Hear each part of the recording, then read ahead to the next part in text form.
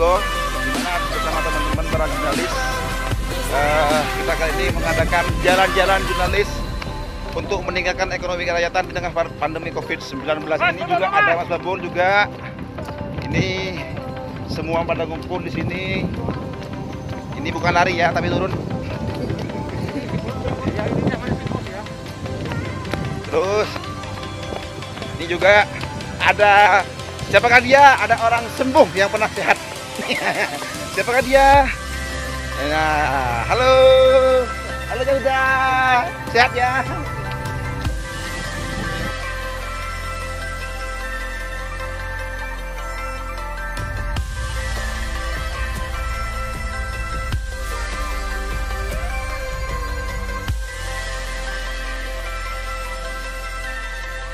Sudah sampai kita di lokasi ini.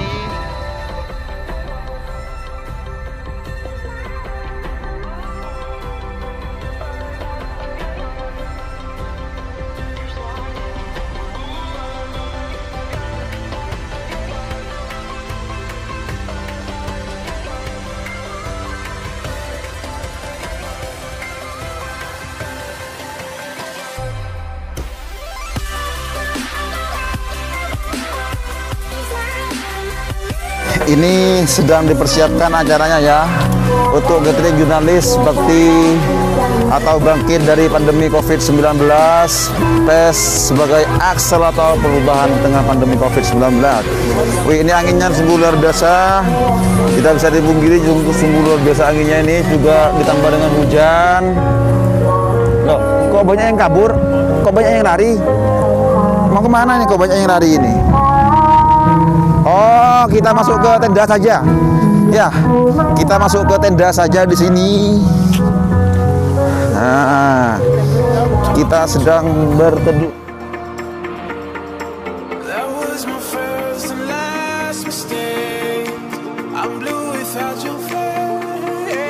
Wih, kabutnya sungguh besar nih ya. Kabutnya besar. Kabutnya banyak, tebel nih. Kabutnya tebel. Kabut tebel, kemudian ini juga hujan, sedang turun hujan. Hujannya sedang turun.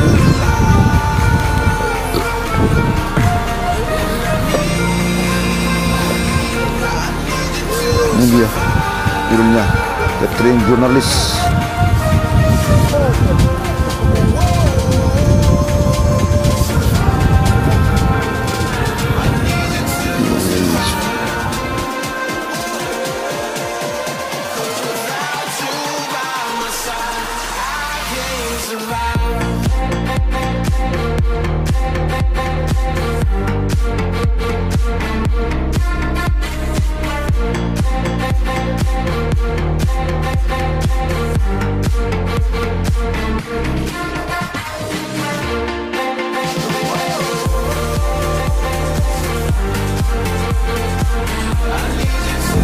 Saudara, saat sekarang sedang di Sariwani, di sebuah tempat wisata yang di kawasan perhutani, diliputi oleh hutan pinus. Ini suhu udah lumayan dingin, sejuk.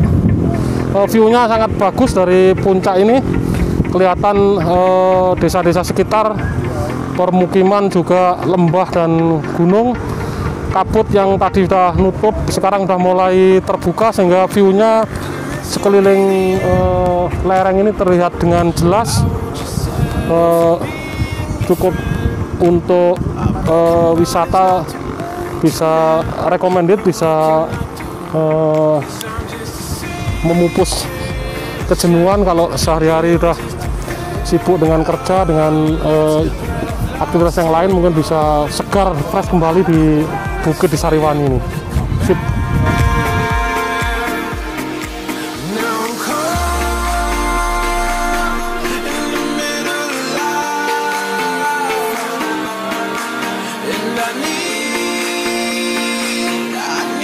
Terima kasih untuk teman-teman sekalian.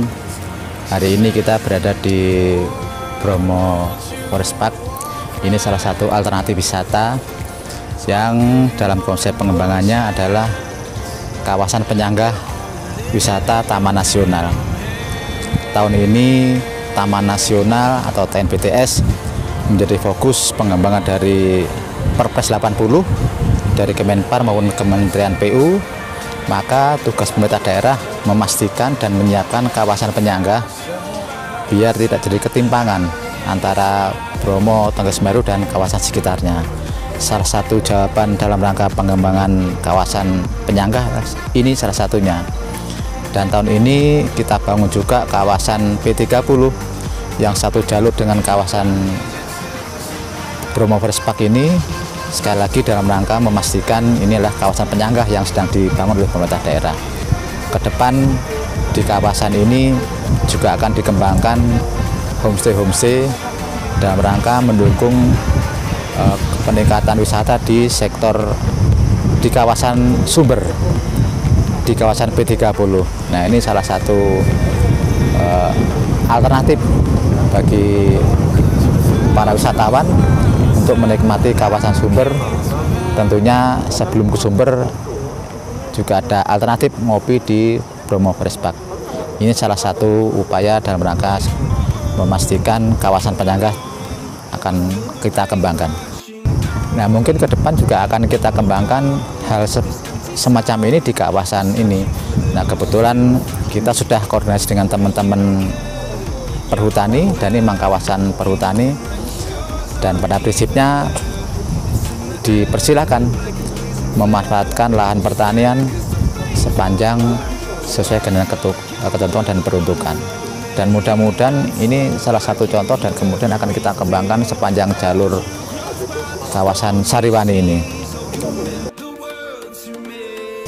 Tentunya infrastruktur yang oleh pemerintah daerah yang akan dan sudah dilakukan adalah pengembangan jalan pendukung.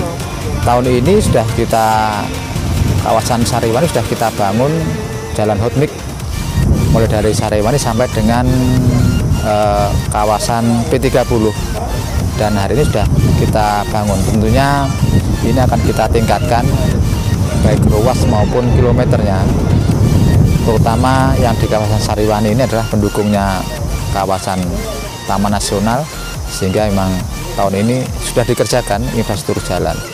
Tentunya ini akan terus dikembangkan di jalan-jalan yang lain. Jadi strategi pengembangan pariwisata khususnya di Kabupaten Probolinggo tahun ini sedikit berubah dengan tahun-tahun kemarin.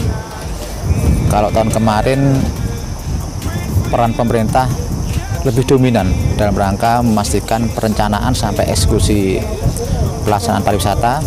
Tahun ini keterlibatan masyarakat, pemberdayaan masyarakat akan lebih kita tingkatkan, sehingga kalau bisa dikomposisikan itu kira-kira nanti pariwisata pengembangannya 80% nanti keterlibatan masyarakat, 20% hanya ini keterlibatan pemerintah.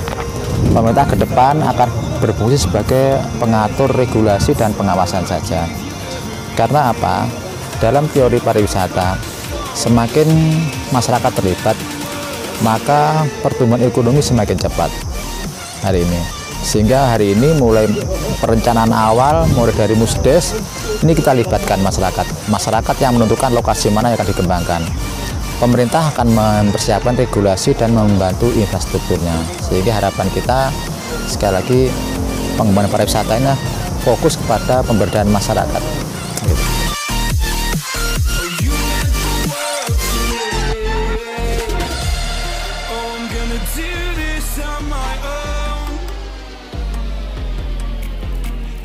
No point in blaming you, you did not know.